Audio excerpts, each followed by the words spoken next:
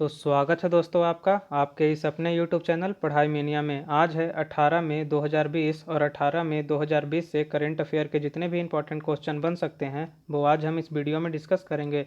इसीलिए वीडियो को अंत तक देखें और अगर अभी तक आपने इस चैनल को सब्सक्राइब नहीं किया है तो चैनल को सब्सक्राइब कर लें, साथ ही बेल आइकन दबाना ना भूलें ताकि आपको हमारे किसी भी वीडियो का अपडेट पहले मिले। तो आइए बढ़ते हैं अपने आज के सेशन की तरफ। आज का आपका पहला क्वेश्चन है, हाल ही में आई कंपैरिजन की रिपोर्ट के अनुसार कौन 6 साल बाद दुनिया के पहले ट्रिलियनेयर बन जाएंगे। तो हाल ही में कंपैरिजन की एक रिपोर्ट आई है जिसमें यह बताया गया है कि जो अमेजन कंपनी के जेफ बेजोस हैं सीईओ, वो 6 साल बाद दुनिया के पहले ट्रिलियन एयर बन जाएंगे। तो आपका सही उत्तर हो जाएगा ऑप्शन ए, जेफ बेजोस। अभी तक दोस्तों बिलियन एयर तो बहुत सारे हैं, जैसे में बिल गेट्स हो गए, जेफ बेजोस हो गए, अनिल अंबानी हो गए, पर 6 साल बाद इस रिपोर्ट में यह बताया गया है कि ट्रिलियन ईयर जेफ बेजोस बन जाएंगे। तो अब 1 ट्रिलियन बराबर कितना बिलियन होता है? तो 1 ट्रिलियन बराबर 1000 बिलियन होता है। और अभी का नेट वर्थ कितना है जेफ बेजोस का? प्रॉपर्टी का नेट वर्थ कितना है? तो जेफ बेजोस का नेट वर्थ अभी है 143 बिलियन, जो कि 6 साल बाद वो 1000 बिलियन को क्रॉस कर जाएंगे। तो ये आपको याद रखना है। चलिए बढ़ते हैं हम अपने अगले क्वेश्चन की तरफ। आपका अगला क्वेश्चन है, हाल ही में एससीओ बैठक संपन्न हुई जिसकी अध्यक्षता किसने की है? तो ये आपकी एससीओ की बैठक की अध्यक्षता इस बार की रूस ने की है। तो आपका सही आंसर हो जाएगा, जो एससीओ की बैठक हुई है उसकी अध्यक्षता रूस ने की है, ऑप्शन ए। तो एससीओ की बात की गई है यहाँ पे, तो एससीओ का फुल फॉर्म क्या हो जाएगा? तो एससीओ का फुल फॉर्म संघाई कोऑपरेशन ऑर्गेनाइजेशन हो जाएगा। संघाई कोऑपरेशन ऑर्गेनाइजेशन। एससीओ की स्थापना 2001 में हुई थी। एससीओ का हेडक्वार्टर बीजिंग चीन में है। तो अब रूस ने की है, तो रूस के किस व्यक्ति ने इसकी अध्यक्षता की है? तो रूस के विदेश मामलों के मंत्री सरगेई लावरोव ने की है। तो अब यहाँ पे बात रूस की हुई है, तो आइए रूस के बारे में कुछ इंपॉर्टेंट फैक्ट जान लेते हैं। तो रूस के विदेश मंत्री, जो कि मैंने अभी बताया, सरगेई लावरोव। रूस के राष्ट्रपति कौन है? Vladimir Putin. रूस की राजधानी कहाँ है? मॉस्को। तो ये आपको याद रखना है क्योंकि आपके एग्जाम के पॉइंट ऑफ व्यू से काफ़ी इम्पॉर्टेंट है। तो चलिए बढ़ते हैं हम अपने अगले क्वेश्चन की तरफ। आपका अगला क्वेश्चन है, हाल ही में 16 मई को किसने अपना राज्य दिवस मनाया है?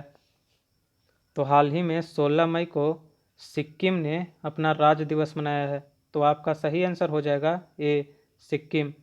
सिक्किम ने हाल ही में अपना 16 मई को राज्य दिवस मनाया है। तो सिक्किम की स्थापना कब हुई थी?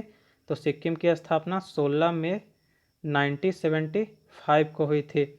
इसके पहले सिक्किम में बौद्ध वंश के राजा का शासन था, जो कि इंदिरा गांधी के टाइम में ये हमारे देश में मिला था, देश का एक अंग बना था।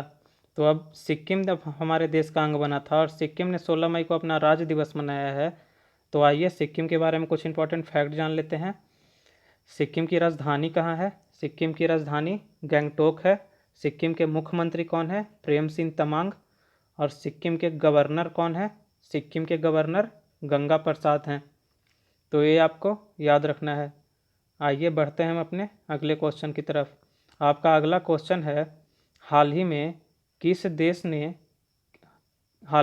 किस देश के कोविड-19 मरीजों में कावासाकी रोग के लक्षण पाए गए हैं? तो हाल ही में इटली देश के कोविड-19 मरीजों में कावासाकी के लक्षण पाए गए हैं। तो आपका सही आंसर हो जाएगा ऑप्शन ए, कि हाल ही में इटली देश के कोविड-19 मरीजों में कावासाकी रोग के लक्षण पाए गए हैं। तो अभी कावासाकी रोग जो क्या है? तो कावासाकी रोग ऐसा रोग है जो 5 वर्ष से कम उम्र वाले बच्चों को होता है। इस रोग में हाथ पैर में सूजन आ जाता है, गले में जलन और भेन ब्लॉक हो जाता है, जिससे ब्लड सर्कुलेशन रुक जाता है और आदमी की मृत्यु हो जाती है। तो ये कावासाकी रोग का परसेंटेज हाल ही में इटली में बहुत ज़्यादा बढ़ गया है और इसका लक्षण कोविड-19 के मरीजों में भी दिखने लगा है। तो आपका सही आंसर हो जाएगा इटली। अब बात इटली की हुई है, तो आइए इटली के बारे में कुछ इम्पॉर्टेंट फैक्ट जान लेते हैं। इटली की राजधानी रोम है। इटली के प्रधानमंत्री जियुसेप्पे कॉन्टे हैं। और इटली के राष्ट्रपति कौन है? इटली के राष्ट्रपति सर्जियो मटेरेला हैं। सर्जियो मटेरेला। इटली की मुद्रा यूरो है। आइए बढ़ते हैं हम अपने अगले क्वेश्चन की तरफ। हाल ही में किस योजना का सफलतापूर्वक 4 साल पूरा हो गया है? तो इसका आपका सही आंसर हो जाएगा ऑप्शन ए, उज्ज्वला योजना का सफलतापूर्वक 4 साल पूरा हो गया है, जो कि स्टार्ट हुआ था 16 मई 2016 को, और इसका 4 साल पूरा हो गया है। इसी के 4 साल पूरा होने की उपलब्धि में हमारे पेट्रोलियम मामले के मंत्री उज्ज्वला योजना के लाभार्थियों से वीडियो कॉन्फ्रेंस पे बात किए हैं।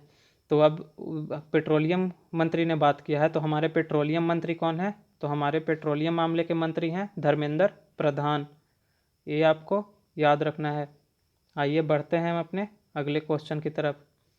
आपका अगला क्वेश्चन है, हाल ही में किस राज्य की सरकार ने कर्मचारियों को दिए जाने वाले 7 तरह के भत्तों को समाप्त करने की घोषणा की है? तो हाल ही में उत्तर प्रदेश राज्य की सरकार ने कर्मचारियों को दिए जाने वाले 7 तरह के भत्तों को समाप्त करने की घोषणा की है।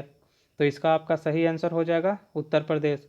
उत्तर प्रदेश ने हाल ही में पहले कर्मचारियों का महंगाई भत्ता को 1 साल तक बंद कर दिया था। अब ये 7 तरह के और भत्तों को समाप्त करने की घोषणा कर दी है। तो अब ये उत्तर प्रदेश राज्य की सरकार ने किया है। तो उत्तर प्रदेश के बारे में जान लेते हैं। उत्तर प्रदेश की राजधानी कहाँ है? लखनऊ। जो कि लखनऊ किस नदी के किनारे पर है? लखनऊ गोमती नदी के किनारे पर है। उत्तर प्रदेश के सीएम कौन है? योगी आदित्यनाथ। उत्तर प्रदेश का गवर्नर कौन है? तो उत्तर प्रदेश के गवर्नर आनंदीबेन पटेल हैं। उत्तर प्रदेश के गवर्नर आनंदीबेन पटेल हैं। तो अब उत्तर प्रदेश के बारे में बात हुई है, तो आपको कई बार मैंने उत्तर प्रदेश के बारे में इम्पॉर्टेंट फैक्ट बताए हैं जो कि करंट अफेयर से रिलेटेड है। तो आइए उत्तर प्रदेश से रिलेटेड करंट अफेयर के क्वेश्चन के बारे में रिवीजन कर लेते हैं। उत्तर प्रदेश वह पहला राज्य है जहां जियो टैग कम्युनिटी किचन है। उत्तर प्रदेश वर्चुअल अदालतों के जरिए सुनवाई करने वाला पहला राज्य है। और प्रवासी राहत मित्र ऐप किसने लॉन्च किया है? तो प्रवासी राहत मित्र ऐप भी उत्तर प्रदेश राज्य की सरकार ने लॉन्च किया है। तो ये आपको याद रखना है, जियो टैग कम्युनिटी किचन वाला पहला राज्य, वर्चुअल अदालत के जरिए सुनवाई करने वाला पहला राज्य, और प्रवासी राहत मित्र ऐप। तो चलिए आगे बढ़ते हैं। आपका अगला क्वेश्चन है, हाल ही में कौन सा राज्य अपनी पायलट परियोजना के एक हिस्से के रूप में किसानों को फसल उगाने के निर्देश देगा? तो हाल ही में तेलंगाना राज्य की सरकार अपनी पायलट परियोजना के एक हिस्से के रूप में किसानों को फसल उगाने के निर्देश देगा। तो आपका सही उत्तर हो जाएगा ए, तेलंगाना। तो अब ये तेलंगाना के राज्य की सरकार ये निर्देश देगी। तो आइए तेलंगाना के बारे में कुछ इंपॉर्टेंट फैक्ट जान लेते हैं। तो तेलंगाना की राजधानी कहाँ है? तेलंगाना की राजधानी हैदराबाद। तेलंगाना के मुख्यमंत्री कौन है? तेलंगाना के मुख्यमंत्री के चंद्रशेखर राव। और तेलंगाना के गवर्नर कौन है? तेलंगाना के गवर्नर तमिलसाई सौंदरराजन। ये आपको याद रखना है। तो आपका नेक्स्ट क्वेश्चन है, हाल ही में क्रेडिट लिंक सब्सिडी योजना को केंद्र सरकार ने कब तक के लिए बढ़ा दिया है? तो हाल ही में क्रेडिट लिंक सब्सिडी योजना को केंद्र सरकार ने मार्च 2021 तक बढ़ा दिया है। तो आपका सही उत्तर हो जाएगा ऑप्शन ए, मार्च 2021। सरकार यह योजना जो है, यह योजना कब शुरू हुई थी और इस योजना का उद्देश्य क्या था? तो सरकार यह योजना मिडिल क्लास के लोगों को के लिए साल 2017 में शुरू की थी। 2017 में यह शुरू हुआ था और इसका उद्देश्य होम लोन को प्रोत्साहन देना था। इससे लोग अपना घर खरीदने में सक्षम बन सके, इसलिए यह क्रेडिट लिंक सब्सिडी योजना को स्टार्ट किया गया था। तो ये आप याद रखिएगा। आइए बढ़ते हैं हम अपने अगले क्वेश्चन की तरफ। तो आपका अगला क्वेश्चन है, हाल ही में किस राज्य के तंजावुर नेती वर्क्स और अरंबुर उड निकासी को जीआई टैग मिला है? हाल ही में किस राज्य के तंजावुर नेती वर्क्स और अरंबुर उड निकासी को जीआई टैग मिला है? तो ये आपके तमिलनाडु राज्य के तंजावुर नेती वर्क्स और अरंबुर उड निकासी को जीआई टैग मिला है। तो आपका सही उत्तर हो जाएगा तमिलनाडु। तंजावुर नेती वर्क्स जो कि एक दलदली मिट्टी के पौधे से बनाया जाता है, और अरंबुर उड नक्काशी जो कि लकड़ी पर एक नक्काशी करने की कला है, जो लकड़ी को काट कर बनाया जाता है। और अब ये तमिलनाडु राज्य की सरकार, तमिलनाडु राज्य को मिले के तंजावुर नेती वर्क्स और अरंबुर उड निकासी को मिला है। तो आइए तमिलनाडु के बारे में कुछ इंपॉर्टेंट फैक्ट जान लेते हैं। तो तमिलनाडु की राजधानी कहाँ है? तमिलनाडु की राजधानी चेन्नई है। तमिलनाडु के मुख्यमंत्री कौन है? तमिलनाडु के मुख्यमंत्री के पलानी स्वामी हैं। और तमिलनाडु के गवर्नर बनवारी लाल पुरोहित हैं। तो ये आपको याद रखना है।